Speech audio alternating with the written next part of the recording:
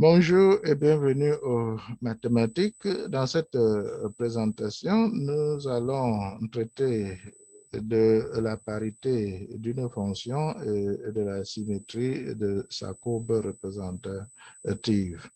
Cette présentation est la suite directe d'une autre présentation où nous avions déjà répondu à trois questions. Nous avions déjà développé le savoir-faire autour du même sujet en 3 points, à savoir comment démontrer la symétrie centrale par rapport à l'origine du plan, comment démontrer la symétrie axiale par rapport à l'axe des ordonnées, comment démontrer la symétrie axiale par rapport à une droite donnée.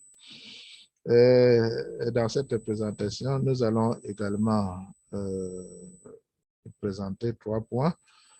Comment démontrer la symétrie centrale par rapport à un point donné, comment rechercher un centre de symétrie éventuel et comment rechercher un axe de symétrie éventuel également.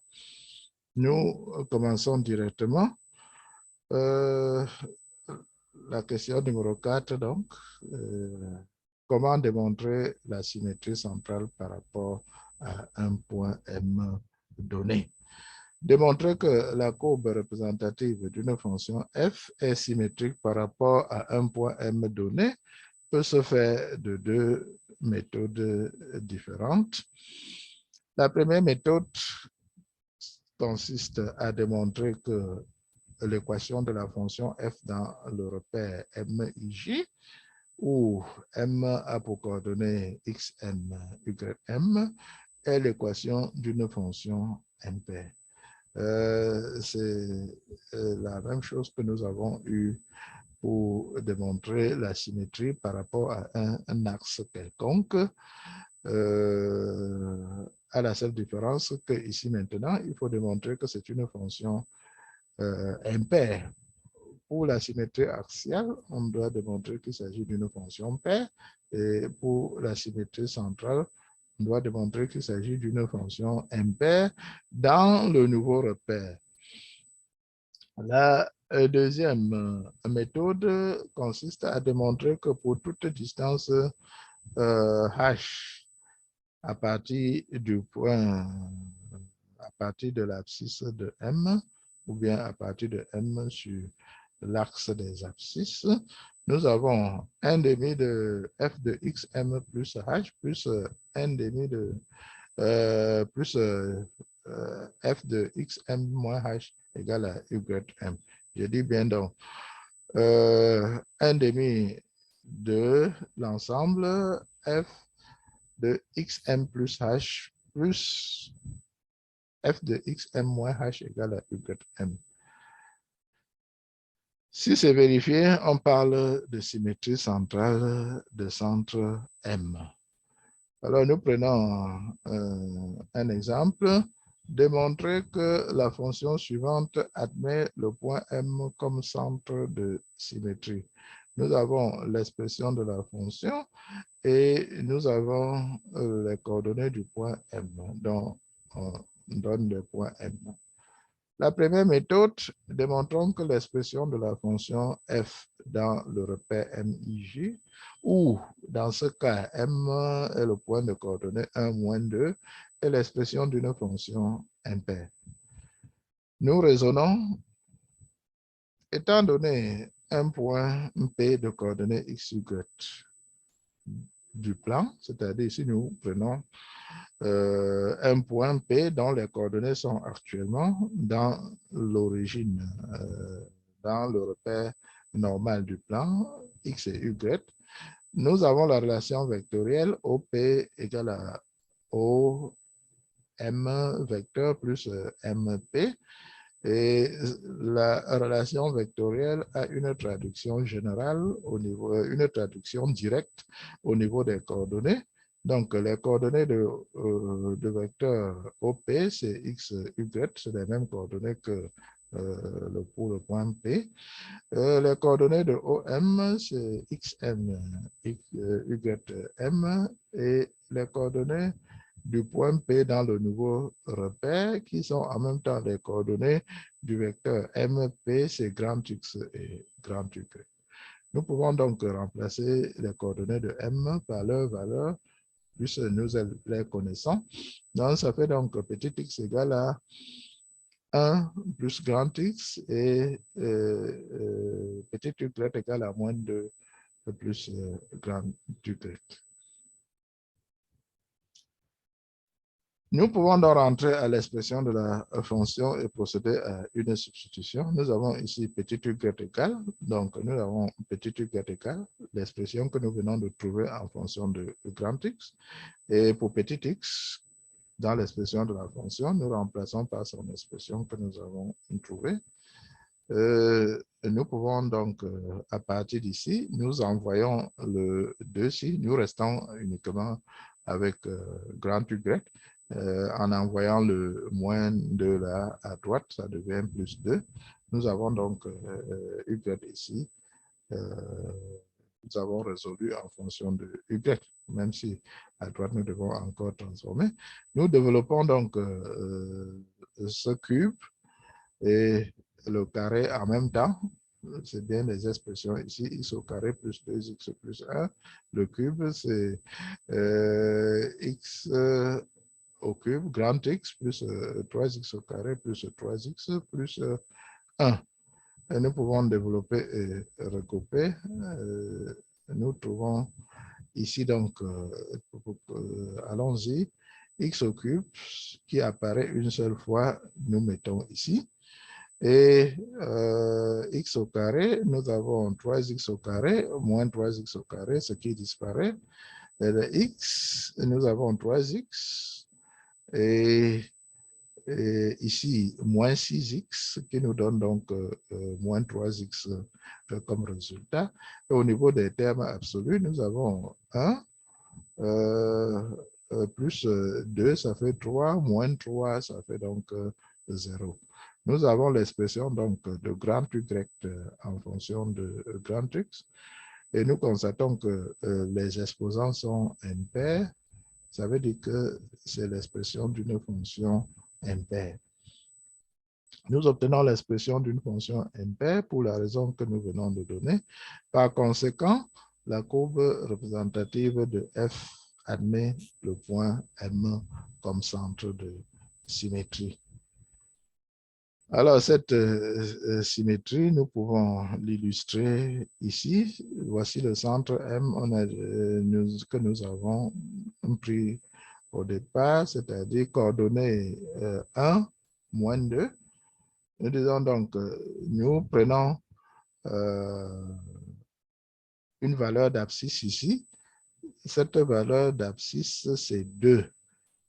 C'est bien 2 dans le nouveau repère. Donc, nous partons d'ici, une unité, 2 unités, donc c'est 2 ici.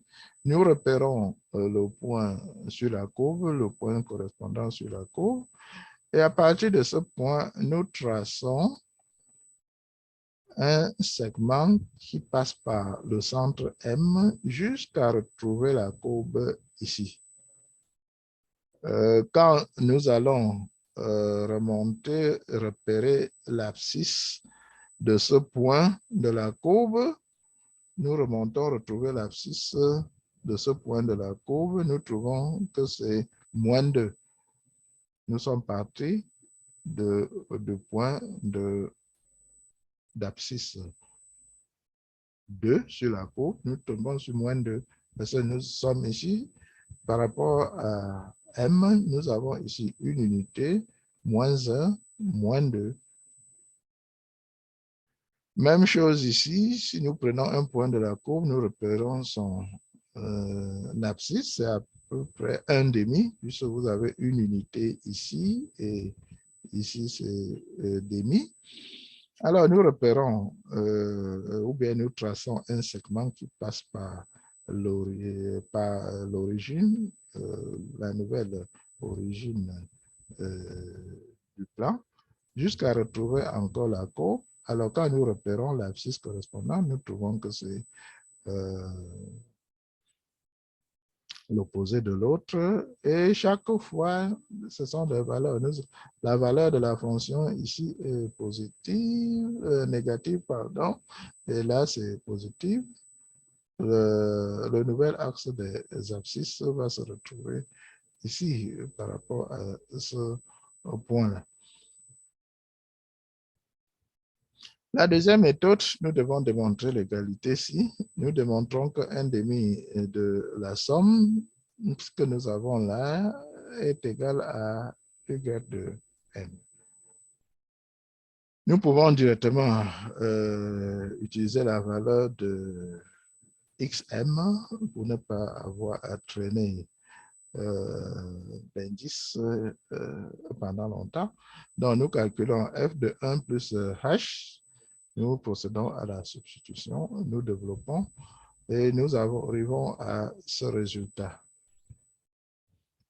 H au cube moins 3H moins 2. Nous calculons ensuite F de 1 moins H. C'est la même chose. Nous procédons à la substitution dans l'expression de la fonction que nous avons ici. Nous calculons et nous arrivons à ce résultat. Alors, les calculs ne sont pas encore terminés. OK, nous avançons. Nous allons faire la somme et prendre la moitié. Nous avons donc un demi de F de 1 plus H, c'est ceci, ce que nous venons de trouver. Et F de 1 moins H, c'est 3H moins H au cube moins 1. Et nous regardons ici H au cube moins H au cube, ce qui disparaît. Moins 3H plus 3H, ce qui disparaît.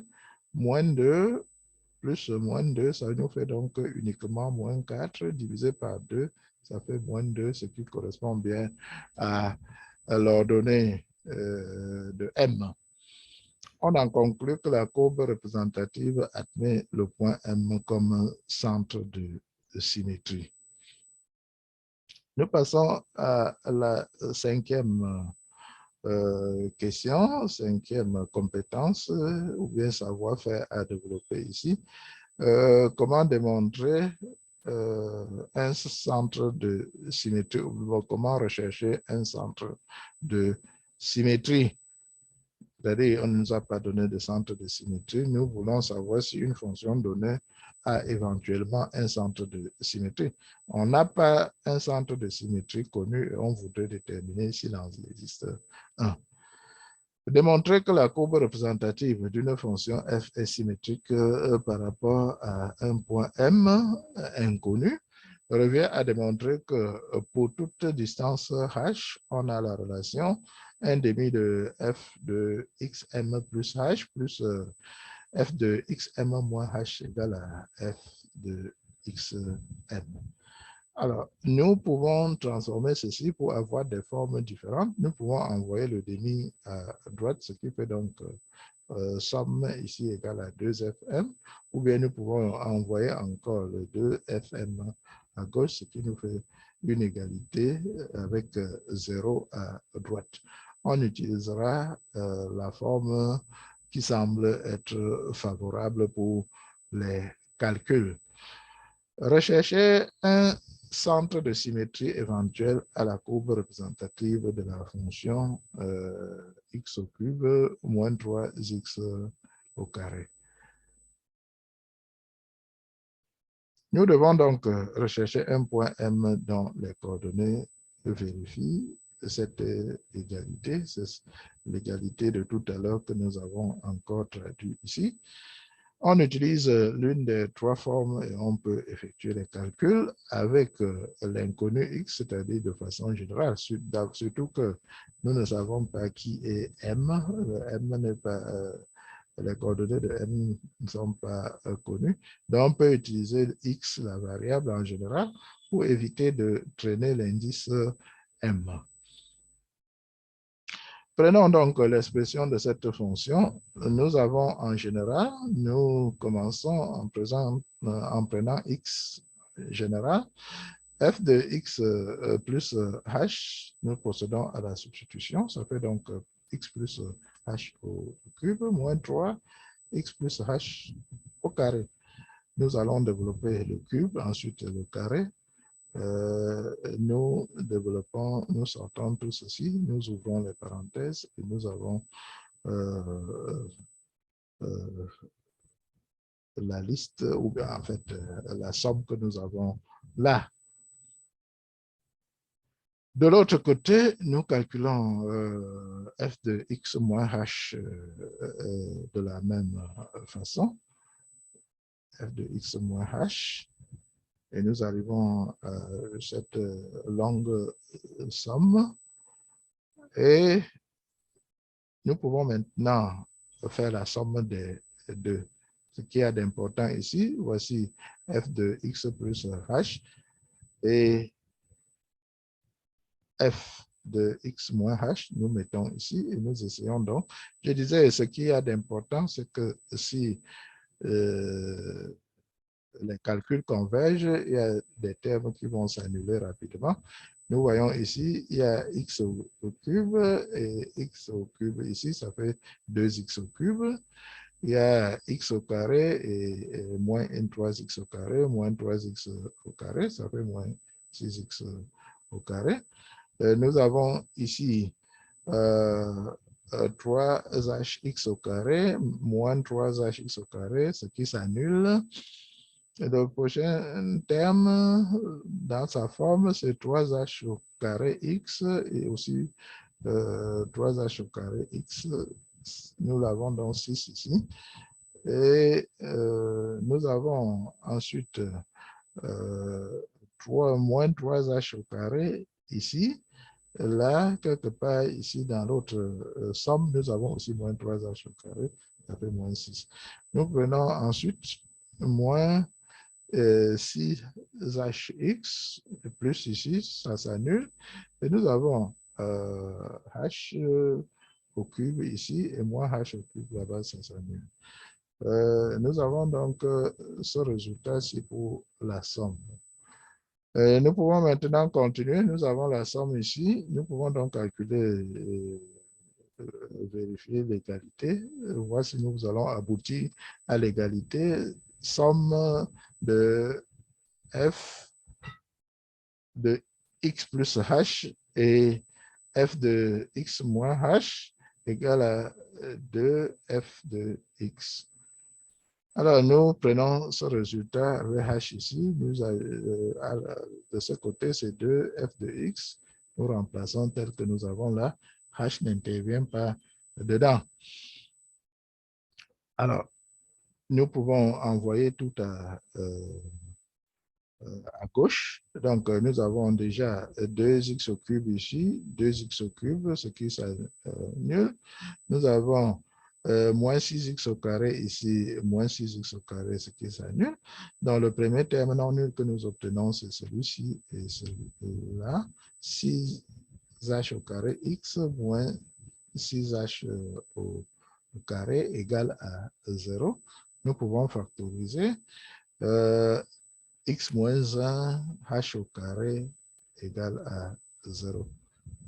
Donc, 6h au carré, x moins 6h au carré égale à 0. Si et seulement si, x moins 1, h au carré égale à 0. Alors, nous pouvons maintenant analyser cette égalité. La relation devant être valable pour toute distance h, nous avons x moins 1 fois h au carré égale à 0 entraîne x moins 1 égale à 0. Puisque nous ne pouvons pas nous fixer au cas unique parce que ce produit est égal à 0 si x moins 1 égale à 0 ou h égale à 0. Mais nous devons vérifier, cette égalité doit être vérifiée aussi, même pour h différent de 0, parce qu'on a dit pour toute distance. Donc, ici, donc, la seule possibilité pour le produit d'être toujours nul, c'est x moins 1 égale à 0, c'est-à-dire x égale à 1. Donc, nous avons trouvé l'abscisse de M, nous pouvons calculer l'ordonnée en revenant à l'expression de la fonction x au cube moins 3x au carré. Nous trouvons moins 2.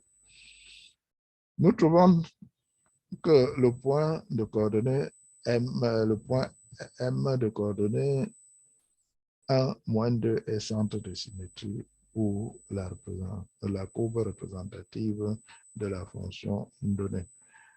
Donc, nous, la situation, c'est que nous avons une fonction et aucune information n'a été donnée par rapport à l'existence d'un centre de symétrie. Et nous voulions savoir s'il en existe un. Et nous arrivons au résultat qu'il y a effectivement un centre de symétrie dont nous avons les coordonnées.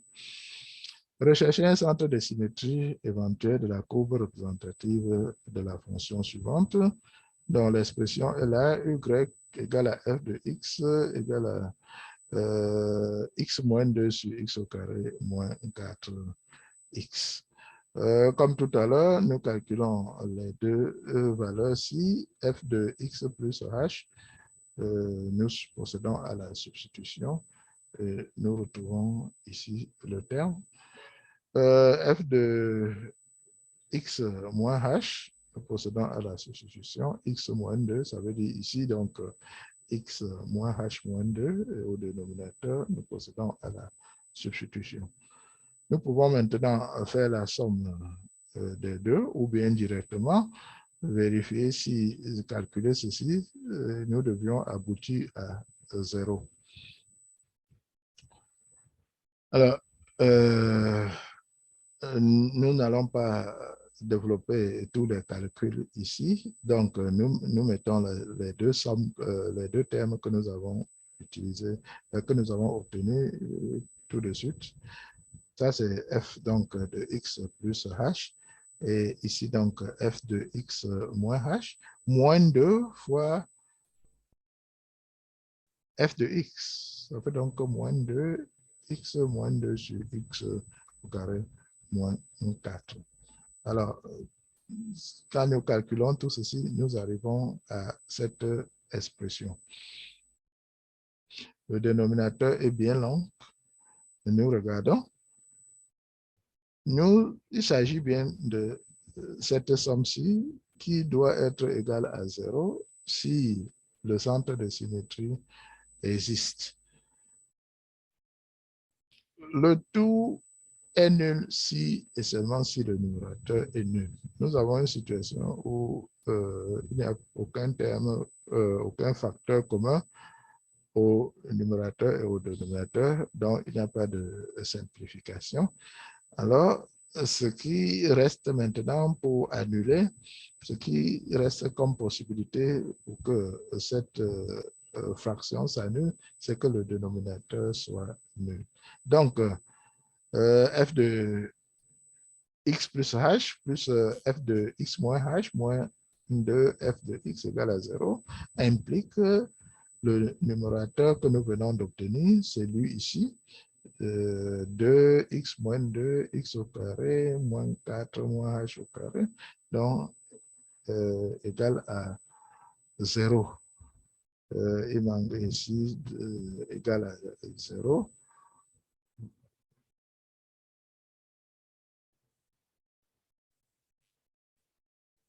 OK. Voilà cette petite correction.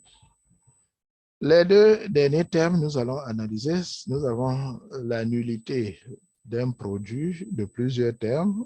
Il y a x moins 2, ce terme carré et h.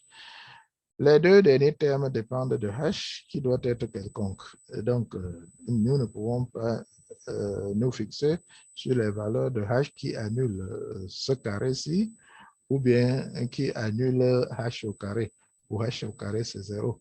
Ce n'est pas l'égalité s'il ne doit pas être valable uniquement pour ces valeurs de h, pour pouvoir h quelconque. Donc, il ne reste plus que cette possibilité que x moins 2 soit égal à 0. Donc, les deux derniers termes dépendent de h qui doit être quelconque, d'où le produit ne peut s'annuler que si, s'annuler dans tous les cas, que si x moins 2 égale à 0, nous en tirons donc x égale à 2, qui est donc l'abscisse du point recherché. Ayant l'abscisse, la valeur d'abscisse, nous pouvons calculer l'ordonnée. Nous trouvons que ici, ça fait donc 2 moins 2, ça donne donc 0. Nous trouvons que le point M de coordonnée 2, 0 est centre de symétrie pour la courbe représentative de la fonction donnée. En fait, nous n'avions plus à revenir ici calculer ceci, puisque nous disons que c'est la valeur de x qui annule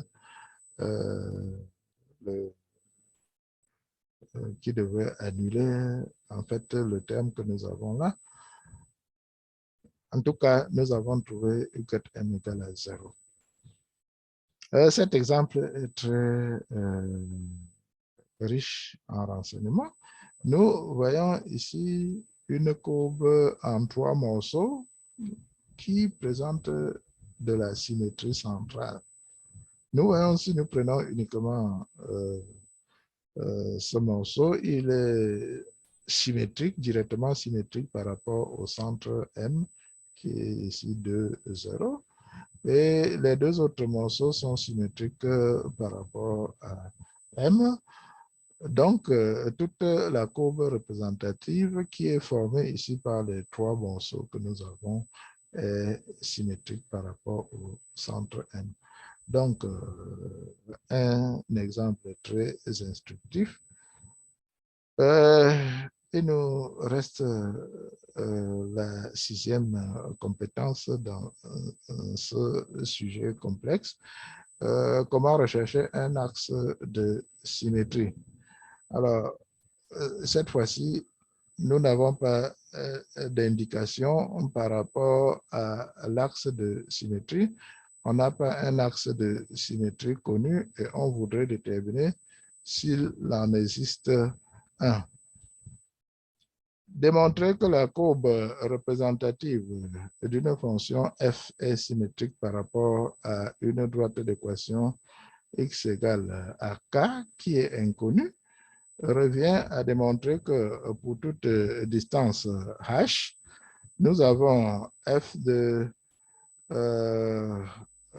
k plus h, c'est-à-dire la distance du point à droite de k à la distance h, moins f de k moins h égale à 0. Nous prenons un exemple, rechercher un axe de symétrie éventuelle à la courbe représentative de la fonction y égale à x au carré plus x moins 1. Nous constatons qu'il n'y a pas de symétrie directement invisible avec le mélange d'exposants. Nous allons donc appliquer la méthode indiquée.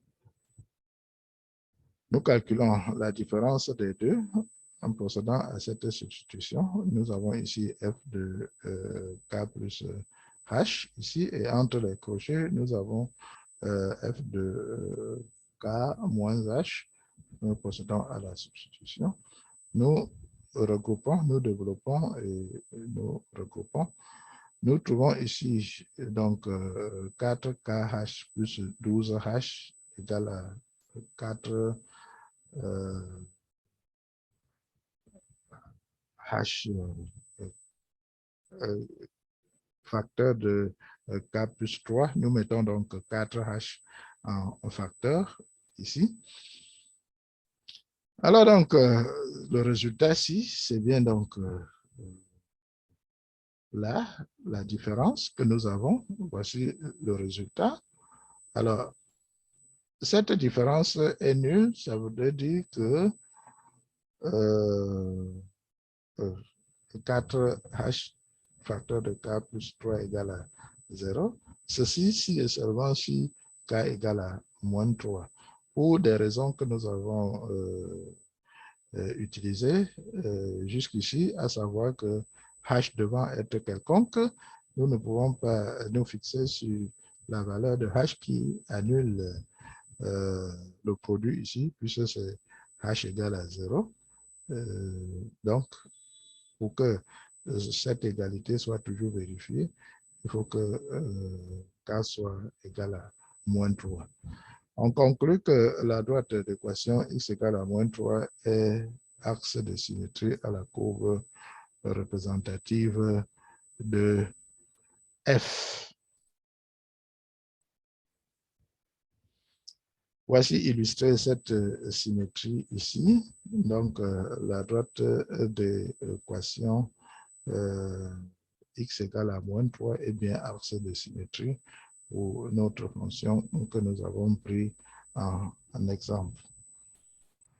Nous voici arrivés au terme de cette présentation et au terme de cette étude de la parité et de la symétrie d'une fonction. Merci d'avoir suivi.